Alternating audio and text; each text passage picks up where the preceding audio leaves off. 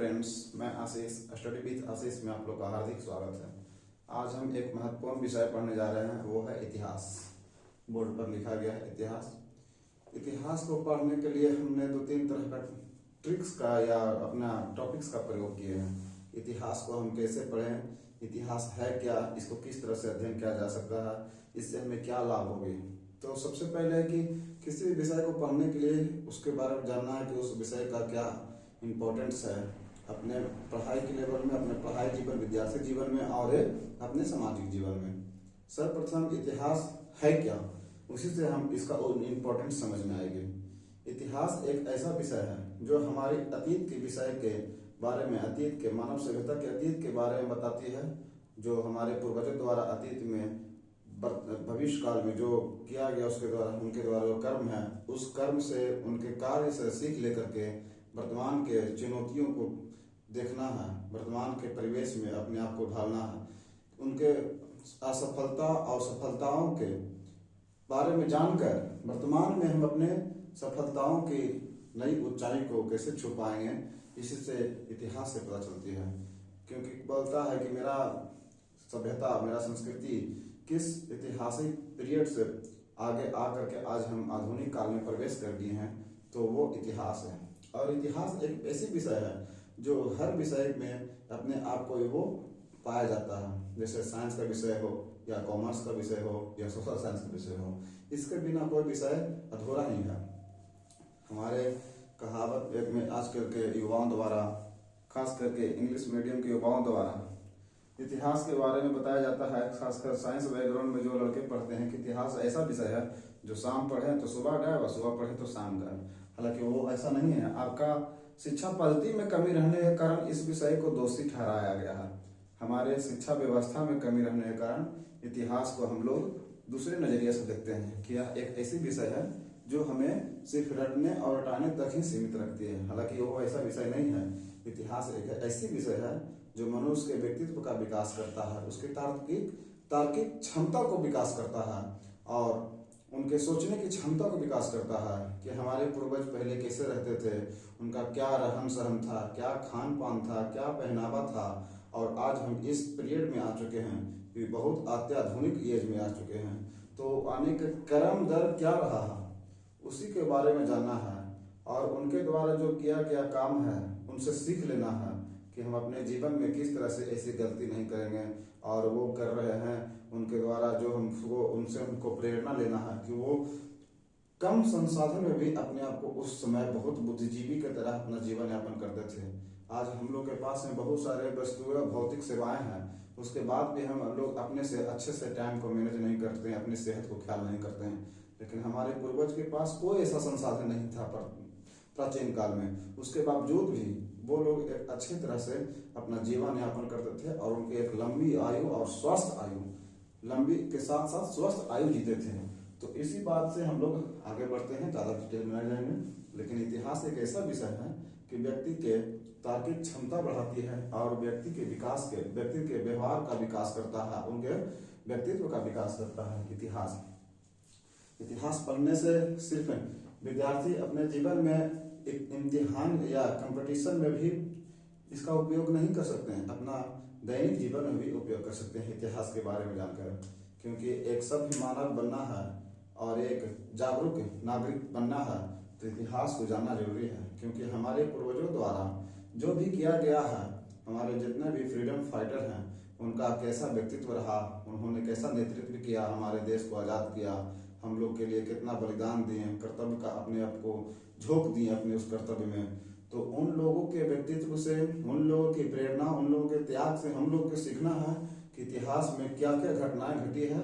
उस इतिहास ऐसा चीज है कि हमारे देश के कल्चर, सभ्यता, संस्कृति, संविधान, हर चीज इतिहास पर ही हटा हुआ है।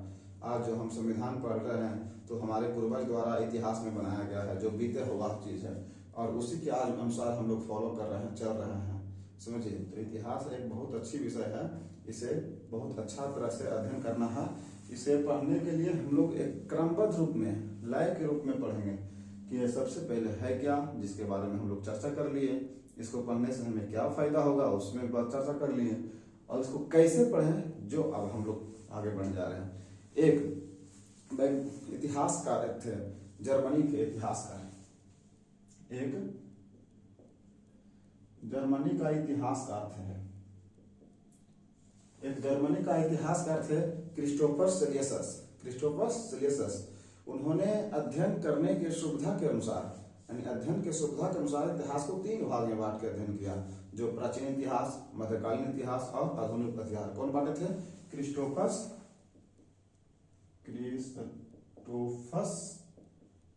सेलियस।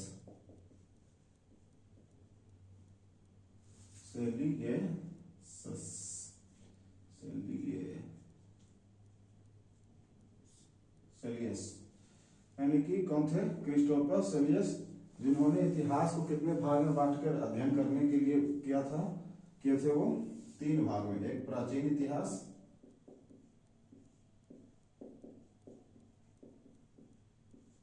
दूसरा मध्यकालीन इतिहास,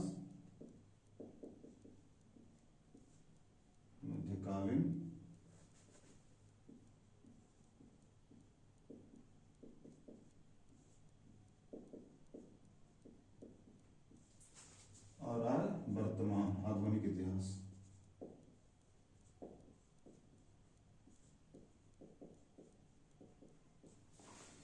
यानी जर्मन इतिहासकार क्रिस्टोफर सेलियस थे।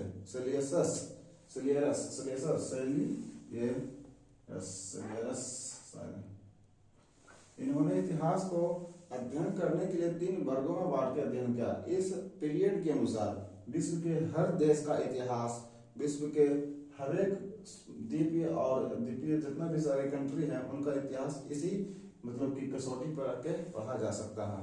प्राचीन काल का इतिहास, जैसे हम अपने भारत के बारे में जानना चाहेंगे तो भारत के बारे में जानने के लिए यहाँ लिखेंगे प्राचीन भारत का इतिहास। क्या लिखेंगे? प्राचीन भारत का इतिहास। इसी तरह मध्यकालीन के बारे में जानना चाहेंगे तो मध्यकालीन भारत का इतिहास। बुक भी रहता है, एनसीईआरटी बुक भी, या स्टेट गवर्नमेंट का जितना भी बुक रहता है ऐसा ही रहता लिखा हुआ मध्यकालीन भारत का इतिहास। फिर आधुनिक भारत का इतिहास, इसमें जिस कंट्री का पढ़ेंगे, आधुनिक भारत का जिस कंट्री का पढ़ेंगे उस कंट्री का नाम जोड़ देंगे इतिहास। तो सर्वप्रथम किसने इतिहास को 3 वर्गों में बांटा? तो क्रिस्टोफर सेलियस ने बांटे थे। प्राचीन भारत का इतिहास, मध्यकालीन भारत का इतिहास और आधुनिक भारत का इतिहास। तो सर्वप्रथम हम लोग प्राचीन भारत के इतिहास पढ़ेंगे, फिर मध्यकालीन, फिर वर्तमान आधुनिक भारत के इतिहास पढ़ेंगे। तो प्राचीन भारत के इतिहास पढ़ेंगे कैसे? जब हम लोग ने जानते हैं कि प्राचीन भारत का इतिहास हमारे मानव सभ्यता से हुआ शुरू, तो प्राचीन भारत का इतिहास पढ़ने के लिए इसमें वर्ल्ड का भी कुछ इतिहास पढ़ेंगे। हालांकि वर्ल्ड का इतिहास जानने से बेहतर है अपने प्राचीन भारतीय उपमहाद्वीप में जितने सारे घटनाएं घटी है उसका अध्ययन करेंगे।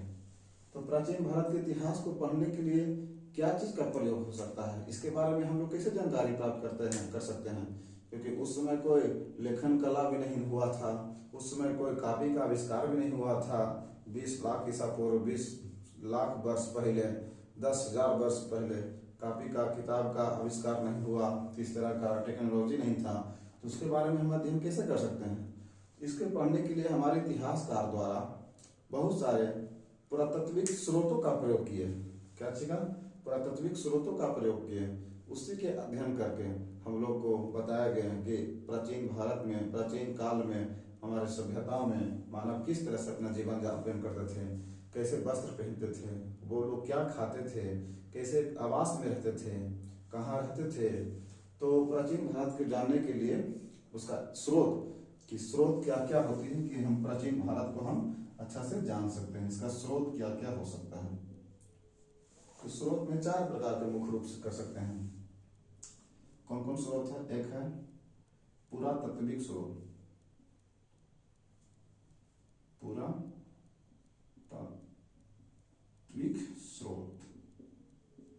दूसरा धर्म ग्रंथ,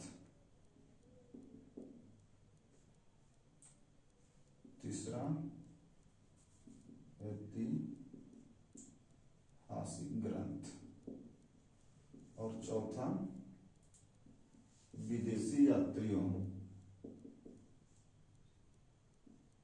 विदेशी यात्रियों का विवरण। यानी प्राचीन भारत का इतिहास को स्रोत यानी जानने का स्रोत है चार ठो है। एक पुरातात्विक स्रोत, धर्म ग्रंथ, ऐतिहासिक ग्रंथ और विदेशियों का विवरण। तो हम लोग यहाँ से पढ़ेंगे तो एक और पीरियड होता है इतिहास को बांटने का कि प्रागैतिहासिक काल जिसको बोलते हैं, प्रागैतिहासिक काल, मध्य प्रागैतिहासिक काल और इसे आर्य प्रागैतिहासिक काल भी बोलते हैं, और एक ऐतिहासिक काल। तो प्रागैतिहासिक काल उसे कहते हैं जिस पीरियड में लेखन कला का विकास नहीं हुआ था उसे प्रागैतिहासिक काल कहते हैं। यानी लेखन कला के आधार पर इतिहास को तीन भाग में बांट सकते हैं। लेखन कला के आधार पर,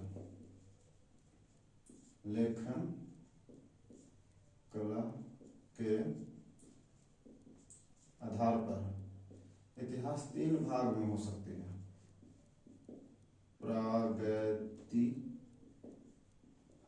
काल,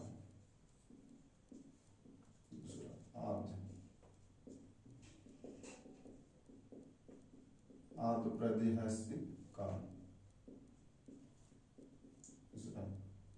ऐतिहासिक काल।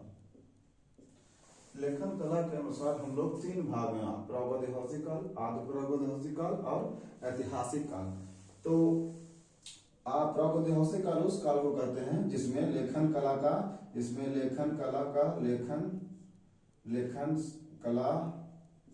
विकास नहीं हुआ था,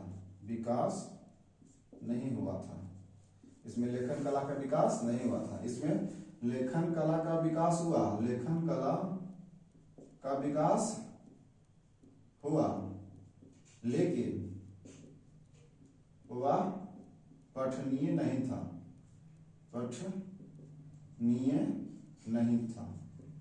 नहीं थी। इसमें लेखन कला भी है और प्लस पठनीय भी है। यानी कि इसमें लेखन कला का विकास नहीं हुआ, इसमें विकास हुआ लेकिन पढ़ नहीं सकते हैं, इसमें विकास भी होगा और पढ़ भी सकते हैं। तो प्रागैतिहासिक काल के प्राचीन इतिहास के स्रोत में चार तरह के स्रोत का प्रयोग करके हम लोग अध्ययन करेंगे। तो पुरातात्विक स्रोत में इसको भी दो प्रकार के बांट के पढ़ेंगे, जैसे आध्यात्मिक स्रोत, दूसरा धात्विक स्रोत।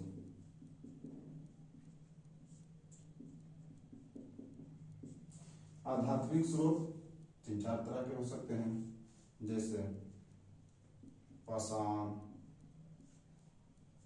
ईंट, मिट्टी, लकड़ी। धात्विक में क्या क्या हो सकते हैं? तांबा, कांसा, लोहा। तो आध्यात्मिक स्रोत और धात्विक स्रोत हम अध्ययन करने के लिए और समझ एक विकसित करने के लिए कि किस तरह से हम लोग बात करके इसे पढ़ सकते हैं।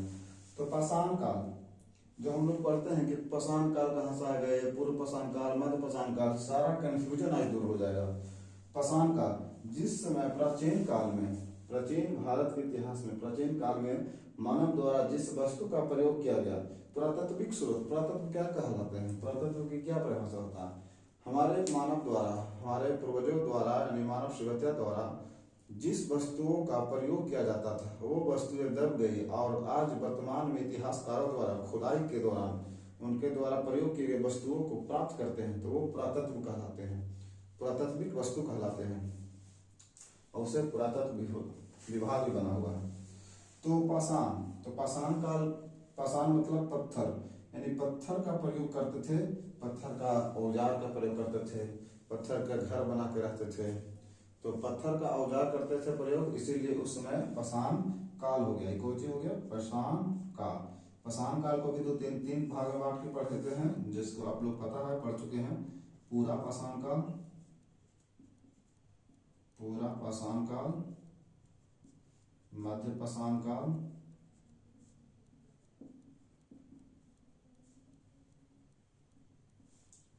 नवपाषाण काल।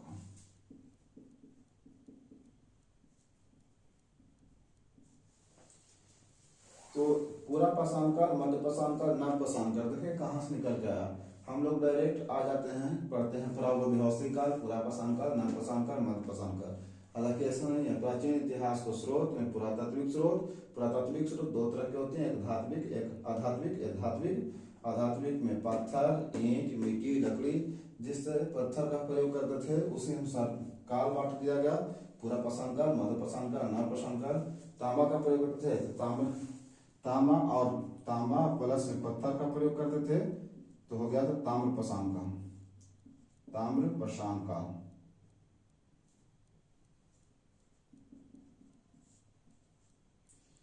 कांसा का प्रयोग करते थे तो कांस्य युग में, लोहा का प्रयोग करते थे तो लौह युग, लौह युग। तो यहीं से हम लोग को आगे पढ़ते रहना है, बारी बारी से पढ़ेंगे कि पूरा पाषाण काल में मानव ने किस तरह के वस्तु का प्रयोग किया, मध्यपाषाण में किस तरह का प्रयोग किया और नवपाषाण में किस तरह का प्रयोग किया, और इनके द्वारा कौन कौन से औजार बनाए गए, उस औजार का काम क्या था और प्राप्ति स्थल कहाँ है, ये पूछता है। इसका ऑब्जेक्टिव्स कहाँ से निकलती है, जैसे कि पूरा पाषाण काल, पूरा पाषाण काल, मध्यपाषाण काल, नवपाषाण काल।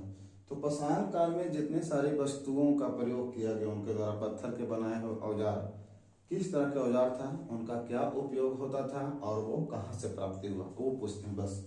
तो पूरा पाषाण काल में उसी तरह ईंट का प्रयोग किस तरह के उन लोग घर का प्रयोग करते थे, कैसा ईंट होता था। ईंट अगर छोटा और नक्काशीदार होता था, इसका मतलब उस समय किसी तरह का औजार का प्रयोग करते थे। जो औजार कैसी होती थी, तो पत्थर की होती थी, तो इसीलिए पता चलता है कि उस समय पत्थर का बहुत महत्व था। फिर मिट्टी का भी बना हुआ औजार, जैसे खिलौना, मिट्टी का बना हुआ गाड़ी का खिलौना कहाँ से मिला, मिट्टी के हल कहाँ से प्राप्त हुआ, मिट्टी का बहुत सारा बर्तन जैसे कि मृदभान कहाँ से प्राप्त हुई, पका हुआ मिट्टी को क्या कहते हैं, जैसे टेराकोटा। तो इसी तरह से लकड़ी, तो लकड़ी का ही प्रयोग करते थे उस समय, लकड़ी का भाला गड़ाछा बना करके, या लकड़ी का प्रयोग करते थे घर बनाने में, जलावन में। तो अभी तो आग का आविष्कार ना हुआ, आग का आविष्कार पूरा पाषाण काल में होगा, पूरा पाषाण काल के अंत में होगा। इस सब का पीरियड है, इसका पीरियड लिख देते हैं। अलग अलग बुक में इस सब का पीरियड अलग अलग है, लेकिन एनसीईआरटी में लिखा गया था 20 लाख से 12,000 साल पहले। इसका पीरियड है 12,000 से 10,000, 10,000 साल पहले। इसका पीरियड है 10,000 से वर्तमान का काल, यानी पूरा पाषाण काल। इस सब का पीरियड अलग अलग बुक में अलग अलग मिलेंगे, लेकिन एनसीईआरटी में यही बुक का दिया हुआ है। तो पूरा पाषाण काल का मानव इतिहास का सर्वाधिक विकास, सर्वाधिक अगर कहानी मिलती है तो पूरा पाषाण का ही मिलता है, यानी कि मानव इतिहास का सर्वाधिक जानकारी, यानी कि सर्वाधिक विकास की जानकारी, विकास की जानकारी कहाँ से मिलती है, तो इसी से 99% जानकारी मिलती है। और पूरा पाषाण कालीन महत्वपूर्ण स्थल है, महत्वपूर्ण स्थल प्राप्त कहाँ से हुआ है, जिसके बारे में पढ़ेंगे। और मध्य पाषाण काल में क्या हुआ था, सबसे इंपॉर्टेंट, सब एनसीईआरटी का सब लिखा हुआ क्वेश्चन है कि मध्य पाषाण काल में पर्यावरण बदलाव हुए थे मध्य पाषाण काल में। तो पाषाण काल को हम लोग बहुत अच्छे तरह से पढ़ेंगे, मध्य पाषाण काल को, नव पाषाण काल को। अगर पाषाण काल को भी पढ़ेंगे, इसको भी 3 भाग में बांट के पढ़ सकते हैं, यानी कि पूरा पाषाण काल को भी 3 भाग में बांट के पढ़ सकते हैं। इधर लिखते हैं,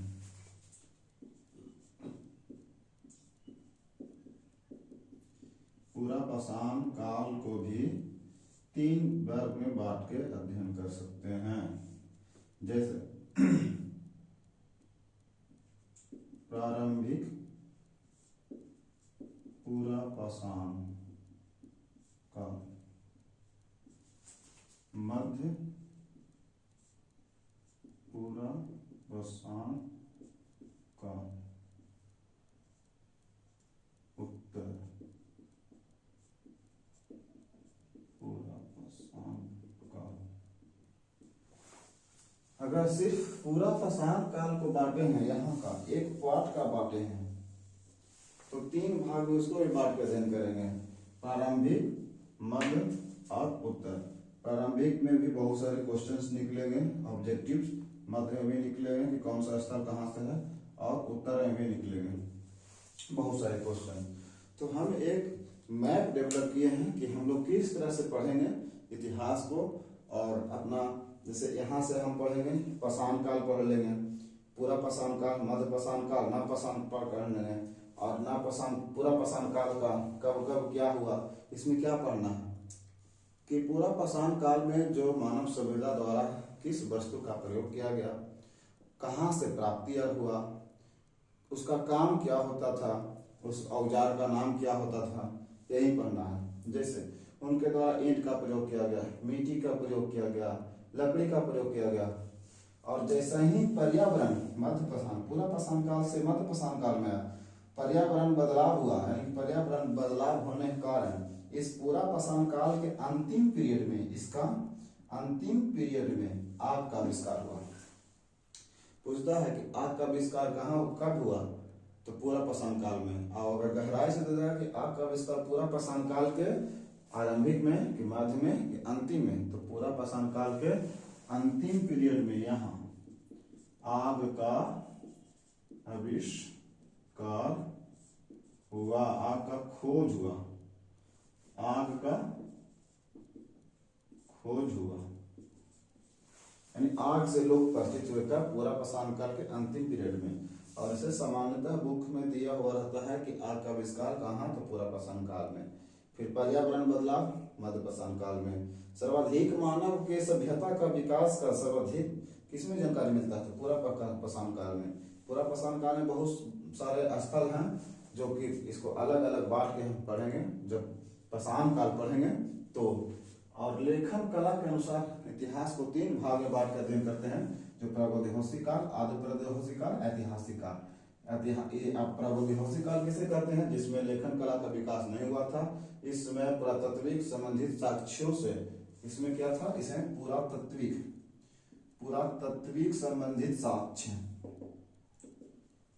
संबंधित साक्ष्य का प्रयोग करके इतिहासकार ने जो लिखे हैं वो आता है किसमें, पूरा प्रागैतिहासिक काल में।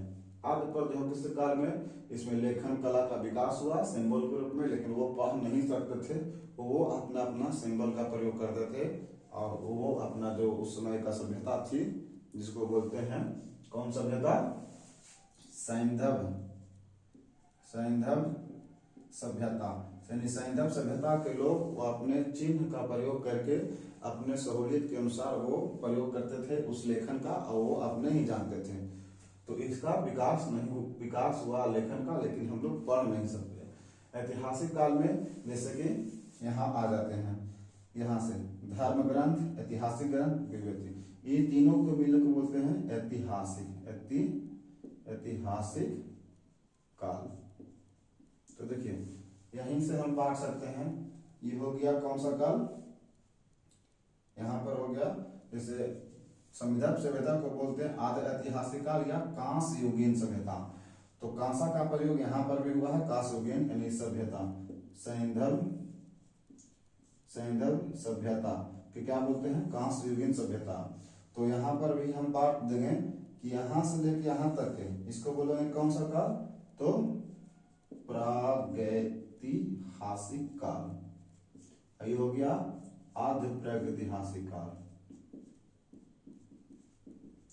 और ये हो गया ऐतिहासिक काल। तो आप लोग को समझ में आ गया होगा कि प्रागैतिहासिक काल क्या है, आदि प्रागैतिहासिक काल है, और ऐतिहासिक काल क्या है। अब आप क्या करेंगे कि प्राचीन इतिहास, ये दोनों को छाड़ देते हैं, ये दोनों को मिटा देते हैं। अब प्राचीन इतिहास को पढ़ेंगे तो इनका स्रोत में पुरातात्विक, धार्मिक, ऐतिहासिक, विदेशी का विवरण, पुरातात्विक में धात्विक, आधात्विक, आधात्विक में क्या चीज? तो पत्थर, ईंट, लकड़ी, मिट्टी, धात्विक में तांबा, कांसा, लोहा। और इसी के आधार पर युग का विकास हुआ और लेखन कला के अनुसार प्रौद्योगिक, अप्रौद्योगिक और ऐतिहासिक का विकास हुआ।